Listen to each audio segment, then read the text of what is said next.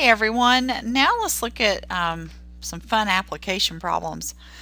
You probably want to take time to go back and review setting up functions in your geometry formulas for some of these problems, and of course just reviewing quadratic functions in general.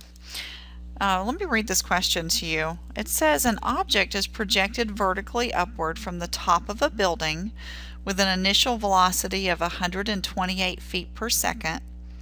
Its distance s of t in feet above the ground after t seconds is given by the equation s of t equals negative 16t squared plus 128 times t plus 110.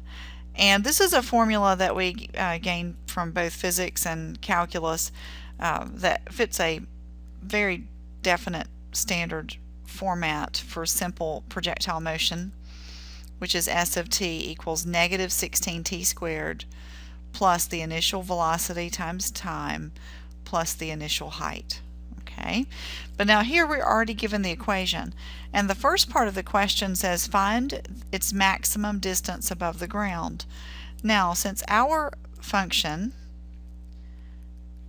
is s of t equals negative 16t squared plus, again, 128t plus 110, we already know from looking at the formula that it's a parabola that opens downward.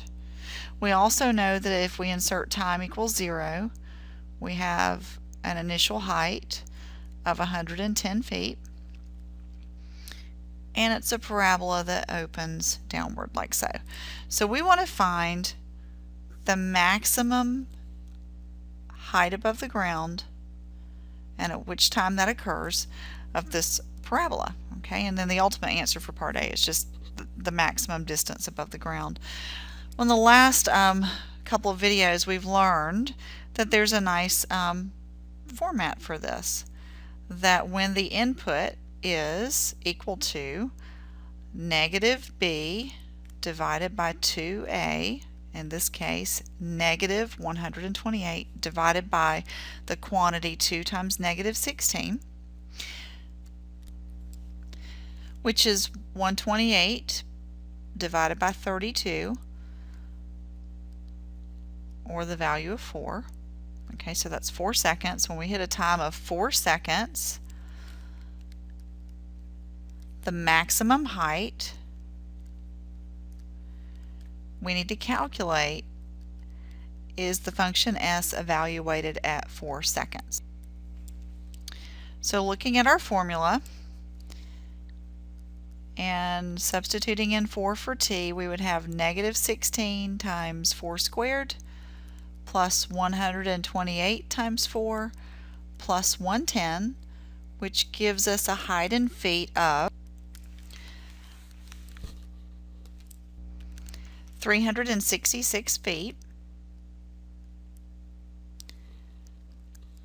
366, there we go, feet above the ground after 4 seconds.